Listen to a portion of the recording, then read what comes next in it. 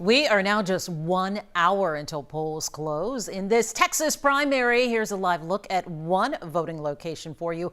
All are scheduled to call it a day at 7 tonight. We saw a handful of locations with long lines today. Remember, if you are in line to vote before 7, you'll still be able to vote. Early votes are among the first results to come in, and when that happens, our team will bring you up-to-the-minute information. We have reporters spread out all across Texas. In Houston, we have Janelle Baluta, Matt Doherty, and Jason Miles. They are all monitoring polling locations.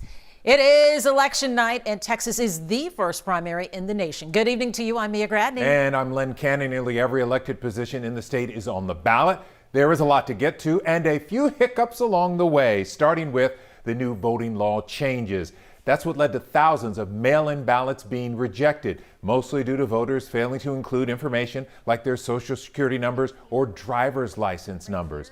Adam Bennett looking into some of the pitfalls that's caused this election to be a bit bumpy. Adam?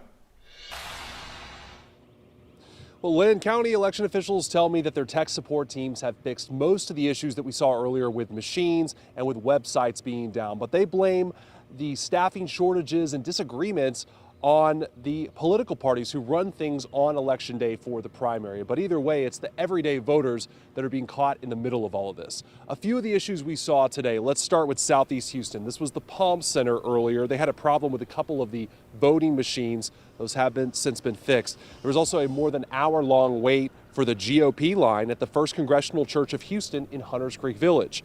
A polling judge told us that a bad cord took down one of their 8 voting machines there. And then finally, there's the Gregory Lincoln Education Center near downtown. A clerk told us they've had to turn away Democrat primary voters throughout the day because the machines weren't connecting to the system. It seems odd that the Democratic one's busted and the Republicans are still working. That's all. It's like, it doesn't make any sense. I've never been where they didn't work at all. And their answer is go to another place. I walked here.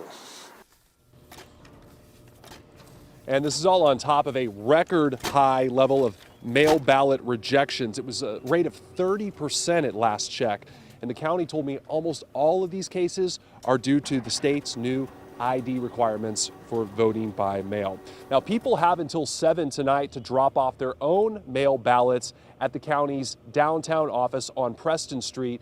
And if you want to vote in person, you still have time. And it's worth repeating that as long as you are in line by 7, you will still be able to vote no matter how long it takes. Len and Mia.